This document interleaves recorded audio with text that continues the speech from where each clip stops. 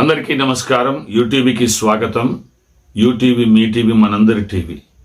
యూటీవీలో మరొక అంశంతో మీ ముందుకు వస్తూ ఉన్నాం. ఈనాడు మతాల గొడవ ఎక్కువైపోయింది. మతాల గొడవ, మతాలు, నా మతం నీ మతం అని మానవత్వం లేకుండా అయిపోయింది పరిస్థితి. ఈ మతం అనేది ఒక మత్తులాగా మనిషిని ఇచ్చేస్తుంది. నా మతం అని.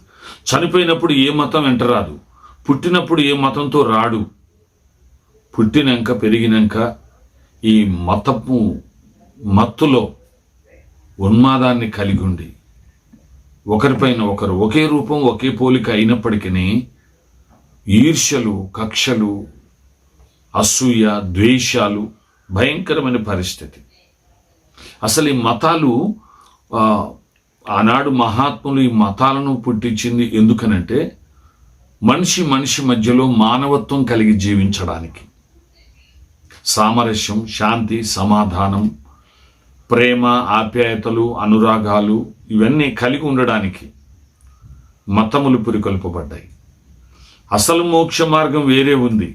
అవి ప్రవచనాలు వెతికితే వివిధ ఆధ్యాత్మిక గ్రంథాలలో ఉన్న ప్రవచనాలు అన్నమాట, వేరేది కాదు. అవి వెతికినప్పుడు దొరుకుతుంది మోక్షానికి మార్గం ఏదో. కానీ ప్రస్తుతం ఏంటంటే మతాలలో ఉన్నటువంటి ఈ యొక్క మరి సూత్రాలు కానీ, మత పద్ధతులు కానీ, మత అవలంబన కానీ ఇవన్నీ కూడా ఎందుకనంటే మనిషి మధ్యలో మానవత్వాన్ని కాపాడుతుంది. అందుకు ఈ మతాలు అనేవి మహాత్ములు తీసుకొచ్చారు. కాబట్టి ముఖ్యంగా మనం ఇక్కడ మాట్లాడేది ఏంటంటే మానవత్వం లేని మతం ఎన్నటికీ వర్ధిల్లదు. ఏ మతానికి సంబంధించి వాళ్ళ మతం ఏం చెప్పుకుంటున్నారంటే ఇంకా కొన్ని సంవత్సరాలకు మా మతమే మొత్తం ప్రపంచమంతటా విస్తరిస్తుంది. ఏ మతానికి వాళ్ళు అట్నే చెప్పుకుంటున్నారు. ఏ మతమైనా ప్రాముఖ్యంగా ఈనాడు ముఖ్యమైన మతాలు ఏంటంటే హిందూ, ముస్లిం, క్రిస్టియన్. ఈ మూడు మతాలు ప్రపంచమంతటా ఉన్నాయి. అంటే వేరే మతాలు కూడా ఉన్నాయనుకోండి, కానీ ముఖ్యంగా ఈ కాంపిటీషన్ కలిగినటువంటి మూడు ముఖ్యమైనటువంటి మతాలు లాస్ట్కు మాదే మొత్తం ప్రపంచమంతా అవుతుంది, మాదే అవుతుందని వివిధ మతాల వాళ్ళు చెప్పుకుంటున్నారు. కానీ ఏ మతం వృద్ధి చెందుతుంది, ఏ మతం విస్తరిస్తుంది అనంటే మానవత్వం కలిగినటువంటి మతమే. మానవత్వం ఏం చేస్తుందంటే మనిషిని ప్రేమిస్తుంది, సాటి మానవుని ప్రేమిస్తుంది, సాటి మానవునికి సహాయం చేస్తుంది. సాటి మానవుడు బాధపడుతుంటే ఊరుకోలేడు. కానీ ఈనాడు మతాలు ఎలా తయారైనాయో తెలుసా? తన మతాన్ని గురించి వేరే మతస్థుని సంహరించి, హత్య చేసి, భయంకరంగా హింసించి చేసేటువంటి ప్లాన్ చేస్తున్న ఈనాడు మతాలు. కనుక మతాలు ఎప్పుడు కూడా మానవత్వం లేకపోతే అవి వృద్ధి చెందవు. ఎన్నో కాలగర్భములు కలిసిపోయినాయి మానవత్వం లేని మతాలు. కానీ మానవత్వం ఉన్న మతమే, మానవత్వం ఏం చేస్తుందంటే ఎదుటివారిని రక్షిస్తుంది, కాపాడుతుంది, ఎదుటివారికి సహాయం చేస్తుంది, ఎదుటివారిని గురించి వేదన పడుతుంది, ఎదుటివారిని గురించి బాధపడతాడు. కాబట్టి అటువంటి మానవత్వం కలిగిన మతమే వర్ధిల్లుతుంది, విస్తరిస్తుంది. కనుక ఈనాడు ఆ మతాలలో ఈ మానవత్వం కనపడతలేదు. అందుకే పూర్వీకులు పెద్దలు అన్నారు, మానవ సేవయే మాధవ సేవ అన్నారు.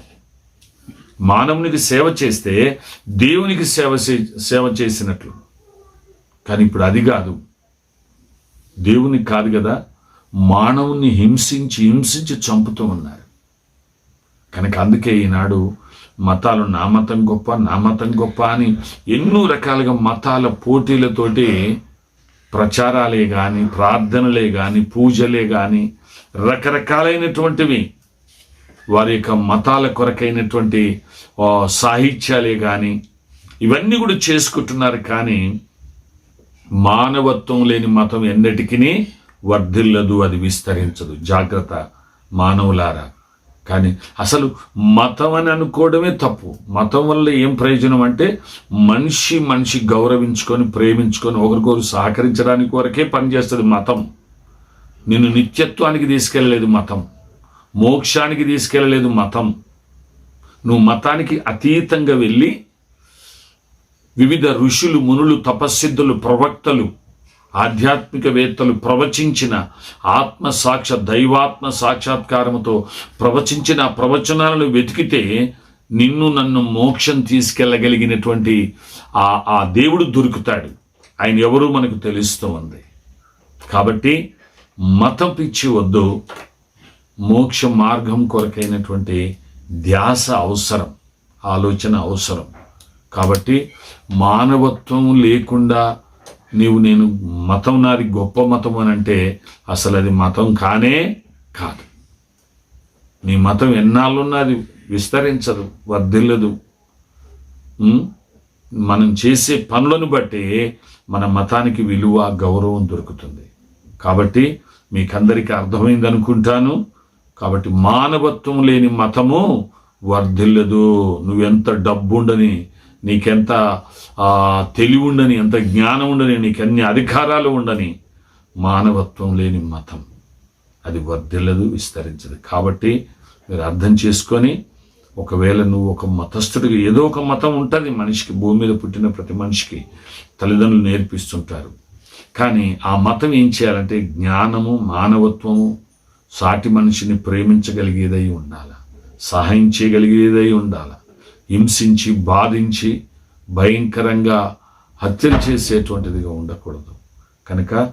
కాబట్టి ఈ విషయాలను ఆలోచించి నువ్వు మతంలో ఉన్నావా, మానవత్వంలో ఉన్నావా, మరి నువ్వు ఆలోచించి సరైనటువంటి మార్గం నడుచుకోవాల్సిందిగా మనం చేస్తూ ఉన్నాం.